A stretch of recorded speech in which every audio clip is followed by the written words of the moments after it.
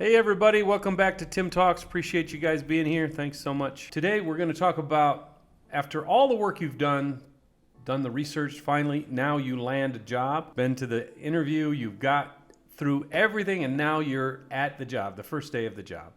So we're going to go over 13 tips that are going to help you on your first day of work. So number one, don't begin with an attitude. Now we're going to talk a little more about attitude at the end of our lessons, but attitude is a very important thing. Not to have a wrong attitude once you walk in that door. There are many stories about your first day at work and people with attitudes.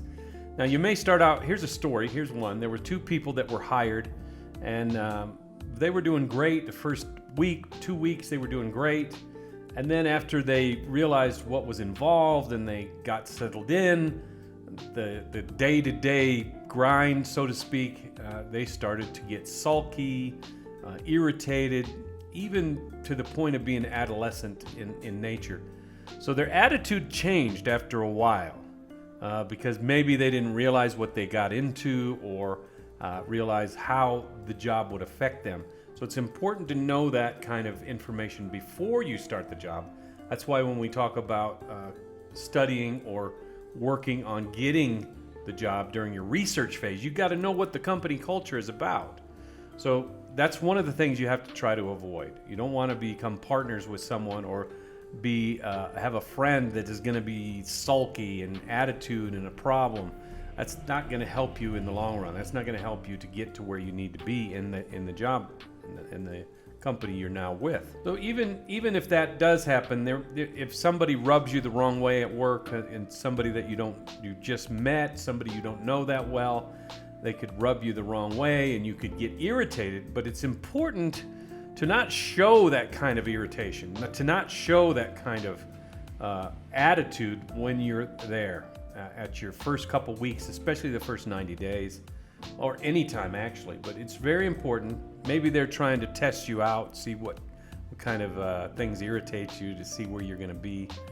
So it's important to not focus on that. And you don't want anybody to see if you're upset or if things aren't going your way. Never ever have that attitude. You should have an attitude of gratitude. The fact that you're even working there. That's really, really important to keep that attitude of gratitude. Think about opportunities for the future, your eventual paycheck, some networking opportunities. All those can play a part of you having a great attitude for your first couple days or first few weeks of work. Another thing that's really important is to stay away from the craziness at work, or you may hear about people gossiping or some crazy things that are going on that you don't want to be part of. Especially during the first 90 days. You don't want to do that at all. Now remember, people that engage in gossip, they usually might even gossip about you, and things that you tell them may end up in somebody else's, the wrong person may hear about these things. And you don't want that to happen. You do not want that to happen at all. Besides, gossiping can make you sound petty, untrustworthy. You don't want to create that in your very first days of work. Also, you don't want to complain about maybe your former work, your old boss, some coworkers. You never know. They may end up working at the same company, so you never want to complain about anything that you didn't like in the past. Number 2, do not show off and make it seem like you know everything. You may be very knowledgeable, but you don't want to give the impression of a know-it-all. Now, this is a very important point. You don't want to try to prove your case every time, especially being a newbie, especially being your first few days of work. You do not want to do that. And, the problem is you may feel tempted to do that because you do know what you're doing and you do know how to handle yourself. But to kind of push your way through and say you know what you're doing and let them know that you know exactly how things are going could be seen as a sign of being pushy or being someone that you may end up rubbing the other people the wrong way, and you don't want to do that, especially in the very beginning. By trying to assert yourself and try to give answers, especially if you weren't asked, it's showing off, and those kind of things rub people the wrong way. You don't want to do that. You don't want to do that because it will irritate your coworkers and especially your boss. You don't want to irritate him at all. and you don't want to seem as if you're smarter or act like you're smarter than the boss.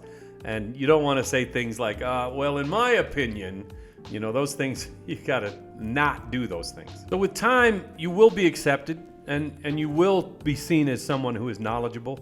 You have to be consistent, be humble, be patient. And like I said, in time, they're going to accept you who you are, and it's going to help you in the long run. It's going to help you in the long run, and people will perceive you better, they will receive you better, and they will definitely see you as someone they can work with. So listen more and talk less. Number 3, don't stay at your desk all day. You'll probably get a cursory tour around the office by HR, Human Resources. They'll present things, show you where things are and where to go and what to do and where your desk is going to be. And that's the best case scenario. You'll probably get a cursory tour from Human Resources. They'll show you around, maybe show you where the break room is, show you where your desk is, but it's not going to be much. The best case scenario is when you get your colleagues to help you and show you around, show you where you can do this and that and the other, and it's going to help you when you talk to your colleagues to get a familiarity of what's going on around the office and where things are. And again, that's when you talk to your colleagues, you're going to get honest answers about things that are going on in the office. The worst case scenario is when you ask the receptionist who's busy, who's got a lot of things to do, and she doesn't give you time or he doesn't give you time for anything. So it's better to stick with the colleagues, and eventually within the first few weeks, you'll get a feel for what's going on and know where things are and how to handle yourself. So it doesn't matter if they give you the world tour of the office and show you everything and answer all your questions, or whether you have to kind of feel things out yourself and kind of do it yourself and get to know the people in the cubicles next to you. The main thing is that you have to think about how you're going to handle yourself for first impressions. You got to make sure that your first impression is something that everybody will like. Ideally, this includes a firm handshake. It includes eye-to-eye contact. We'll do another video on that in the future, but it's really important to have that kind of camaraderie with the people you meet for the first time. So get up, move around, make yourself comfortable. Don't sit at your desk all day. Get to know everybody around you. Number 4, do not immediately ask for time off. You're just starting. You gotta be there for at least 90 days. And being in an office or being in a new job, you may have to acquire time before you can ever take any leave, any kind of vacation time. So you have to keep that in mind as well. So one of the things that's very important, let's say, for example, that you set up a family vacation or you're going away for something. Let's say you're getting married in 3 weeks and you got the job. You need to let them know during the interview stage. Let them know what's going on, where you're going to be, how long you're going to be gone, so that they are aware of what is happening. You don't want to surprise them after you're hired. Oh yeah, by the way, this is happening. They're not going to like that at all. So let them know ahead of time.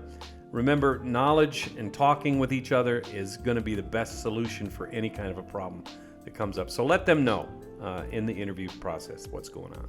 Sometimes it's best to wait until after the 90 days before you start making doctor's appointments with your brand new insurance. Number 5, don't break workplace protocols. They have set a set of standards. You should know those. Possibly even when they give you a handbook when you start during HR.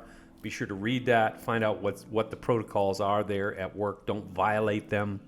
You have to be careful of that. This can refer to both official and social media protocols, because now that you represent this company, you're working for this company, you got to be careful about your profiles, your social media profiles on all of your accounts that you may have. So you got to know how to present yourself as well in social media. So another thing that's important is you may get a project or you may get an assignment, and the office has a certain way of dealing with that. The workplace that you now work in has a certain way of doing that. Don't start telling them that you know a better way. Don't say, oh, hey, I know how to do this better, because they have a certain way of doing it and they know it's effective.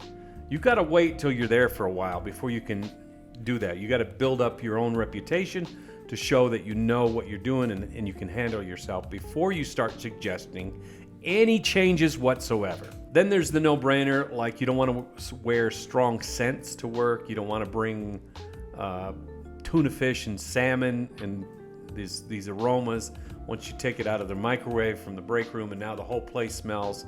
You got to be careful of that, especially towards the first part of your employment. You don't want to engage in any offensive banter, maybe even telling dirty jokes to people you don't really know that well.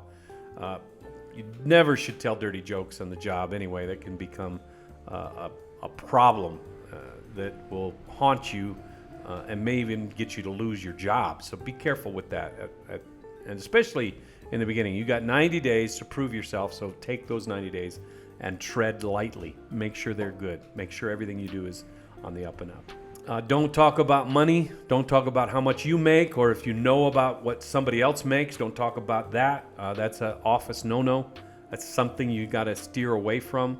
If you have a question, don't guess. Ask somebody. They can help you with that answer. Also, you got to be mindful of the cultural differences there in your office and be kind, be supportive, be helpful. All of those things play a picture in how you're going to be received there at the office. Number 6, do not ignore your boss. This is one of the things that is very, very important. You don't want to ignore your boss if he asks you a question. If you don't know, ask. This should never be a problem on your first few days. You should even err on the side of not knowing. Ask questions. Get your supervisor to help you, just so you're sure that things are done a certain way. If you have small questions, find out who your immediate supervisor is. Ask them questions. Don't go to the boss. If it's a minimal question, if it's a small thing, talk to your supervisor. They can help you. Be sure to learn the chain of command. Make sure you greet everyone you meet with a friendly smile. That's so important. You got to have a smile. You got to practice the smile at home before you ever get there. Smiling is so important. I talk about smiling all the time and how important it is to when other people see you smiling. It's contagious. It makes people think you're happy. And they want to be happy too. Smiling is one of the best ways, especially on your first few days of work. It's okay to ask questions. So what do you do here? Maybe are we going to work together? Maybe we'll work together in the future. Just small talk like this. It was nice to meet you. Those kind of things. I know it doesn't need to be said, but I'm saying it anyway because you got to try to remember those things. Anyway, that's part 1 of our steps for the 13 steps that we're talking about today. We'll be back with part 2, and we'll talk to you soon. Thank you guys so much for being here. Check out all the links below, and I'll be sure to answer some comments. Have a great day. Ciao, ciao.